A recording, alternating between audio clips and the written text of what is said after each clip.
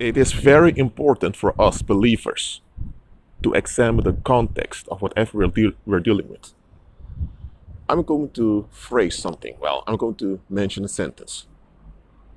Rick was found with photographs of underage girls on his laptop. Let's say this appears in a newspaper. What are you thinking about now? You'll likely think that they catched a pedophile. Why? Because you have a man, Rick, who's a suspect, and on his laptop there were pictures of underage girls. Underage girls means under 18 in most countries. So, because the media has conditioned you to see males as perpetrators of sexual violence and girls, underage girls, as a target, when you read the sentence, Rick was discovered with pictures of underage girls on his laptop, you're going to think this Rick must be a pedophile. You may get images in your mind. He's some guy in his 40s or 50s who's jerking off with pictures of girls and all of that. But then you read through the article and you find out that he is a photographer that takes pictures of families and makes portraits for families. So there was nothing sexually deviant about it. Or what if Rick is making a lot of pictures of his daughters, who are between ages 12 and 16? Let's say he has 4 daughters and 2 stepdaughters, and he loves taking pictures of his family.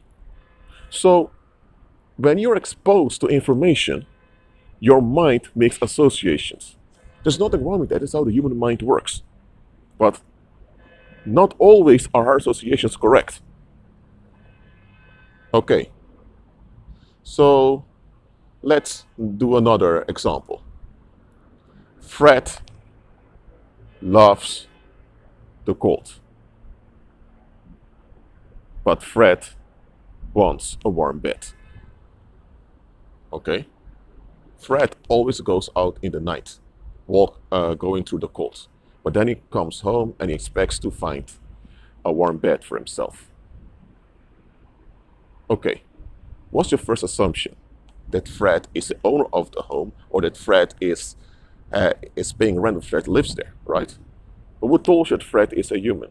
What if it's a cat that loves to go around in the dark, and later, when the cat comes back, there is this basket. That's the bed of the cat, and the cat is called Fred by the owner.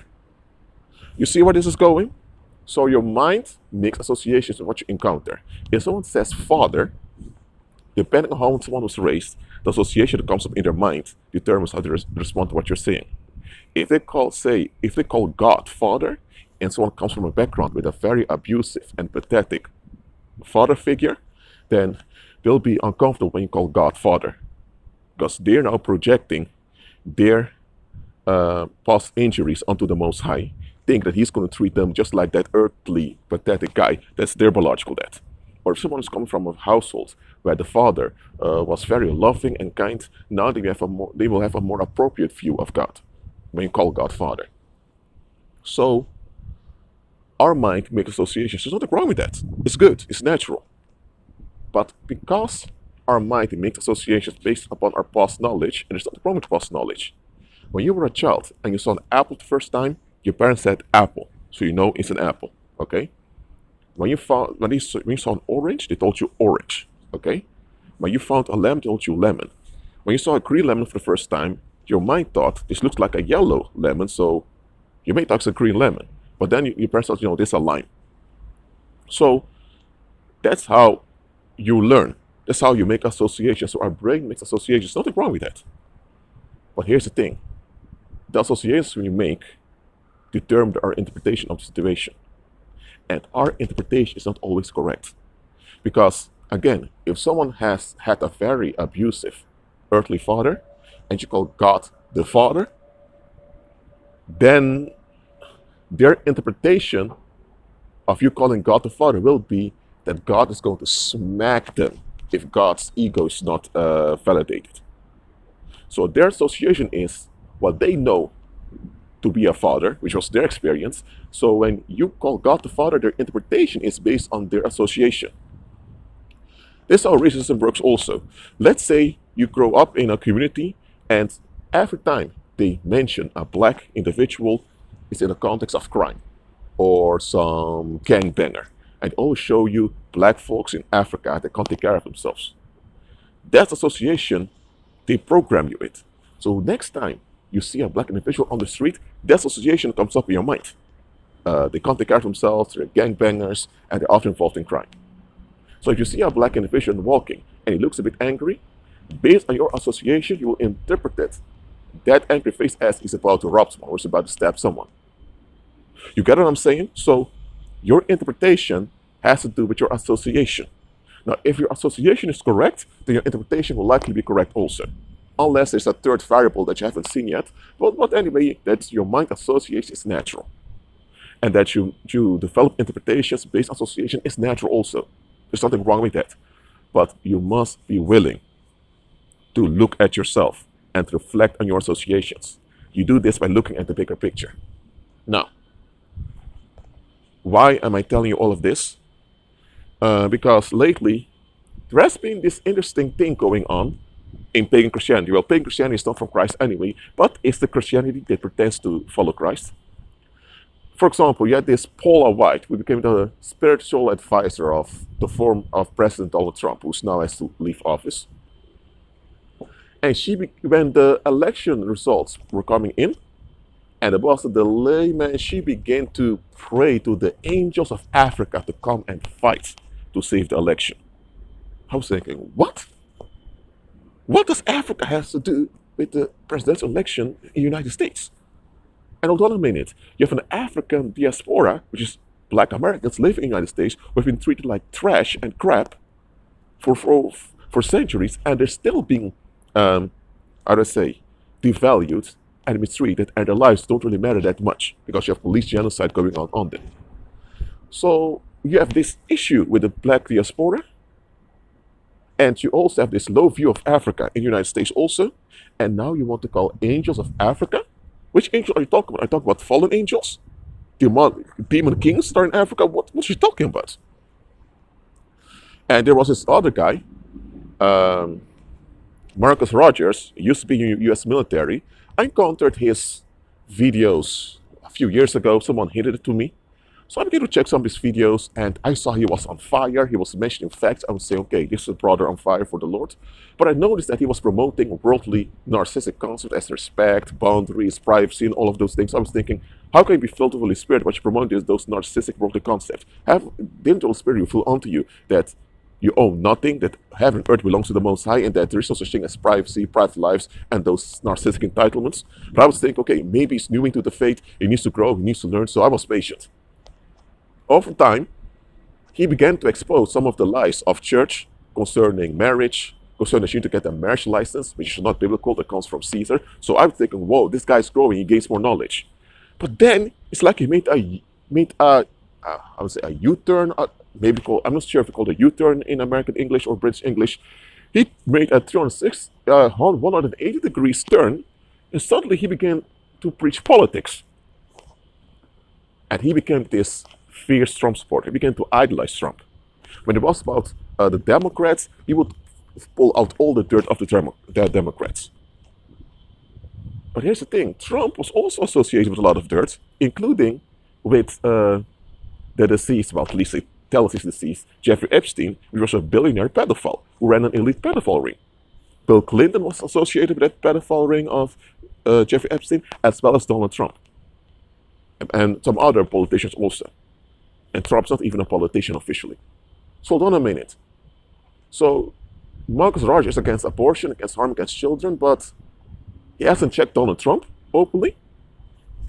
Now, it's not about Donald Trump or Biden or whatever. I'm just putting this out to you. Marcus Rogers claims to be a man of God, walk by faith, and here's the thing. He had visions from God, he said, that Trump's going to win. That Trump's going to get a victory, and it's going to be a blessing. That Trump was a man of God. Okay, he's a man of God, but he is installed in a Greek system. Oh, well, I'm not even going into that now, but okay. When the election results were delayed, he was telling the people on his Facebook, this is God moving, this is God moving. So he was motivating people to pray. in victory for Trump. And what happened? Biden won the elections. He became president-elect. A lot of people began to call out Marcus Rogers saying, you said that God told you Trump's about to win. And when the voting results were coming on in late, you were telling us just to pray because this is God at work.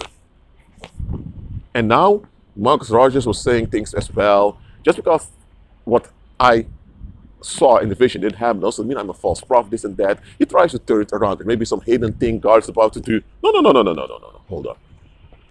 According to the Old Testament, if someone claimed to be a prophet, that means they were in connection with God directly, and that God showed them something. And what they claimed God showed them that didn't come to pass, then they were a false prophet. They shouldn't pay attention to that individual. In the Old Testament, you could even receive the death penalty because of that. Now, there were false prophets anyway, but if you were discovered a false prophet and they enacted the death penalty, you were finished. Now, under the New Testament, it's like this. Under the New Testament, we have a different and a far better instruction when it comes to false prophets. We're told in one of the letters of John, beloved, do not believe every spirit, but test the spirit to see whether they're from God or not. Okay? So, under the New Testament, we need to check whether a vision or a dream or anyone coming in the name of Christ is Christ-centered or not. If they're not Christ-centered, then God is not revealing anything to them to share to others. Because the Most High is not going to cast his pearls before swine. Someone that's not Christ-centered and who has no interest in becoming Christ-centered is not going to get the treasures of God's kingdom that are meant for God's people. Okay? So, you have Paula White calling angels from Africa. Where are the angels in North America? Oh, so the angels in North America are not working for God's anointed. So the angels in North America are not fighting with God's anointed? What? Are you kidding me? So are you the angels from Africa? But anyway, let's forget about Paula White now. But it's Marcus Rogers, man. I went through his comments lately on many of his Facebook posts after the election results came out. And people are promoting him, they're embracing him, they're encouraging him. I'm thinking, what? This man is obviously a false prophet. He's been idolizing Trump, which is demonic, shouldn't do that. And here's the thing, the United States of America, the United States Union, is a Greek political system. You go to Washington, D.C., the design is ancient Greek. They even have the Greek gods at the top of these buildings. Okay, so it's not from Christ, it's pagan. And the Democrats versus the Republican, the blue versus the red is blue sex magic versus red sex magic. And that's why you have the phallus symbol also in Washington, D.C.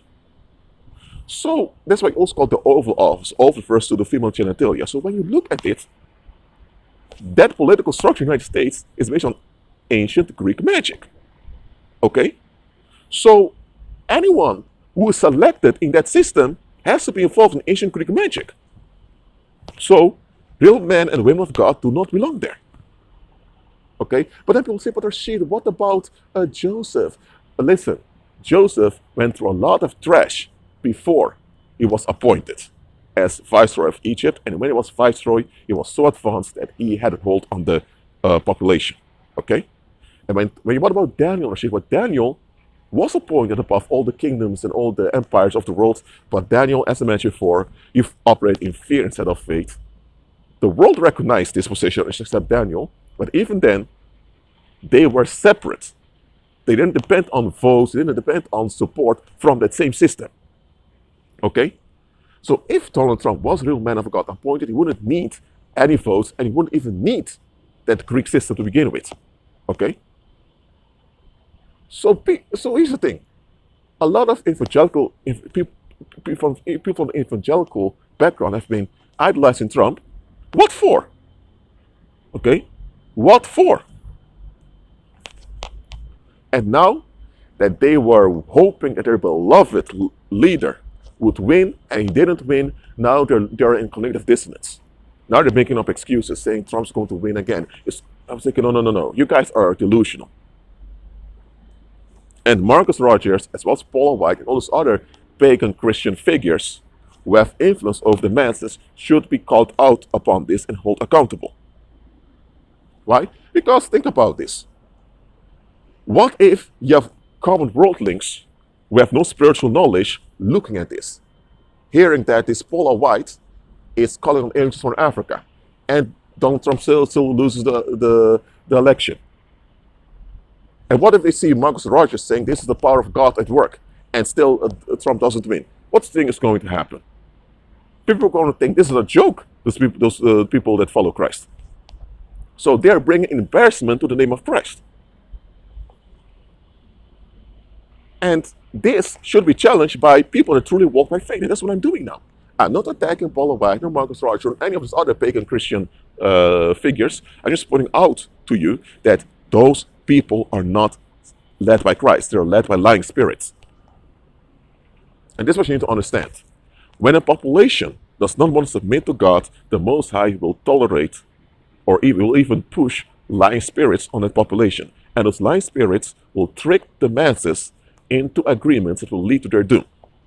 And those pagan Christian figures that are embracing this political Greek system that governs the world, they are led by lying spirits.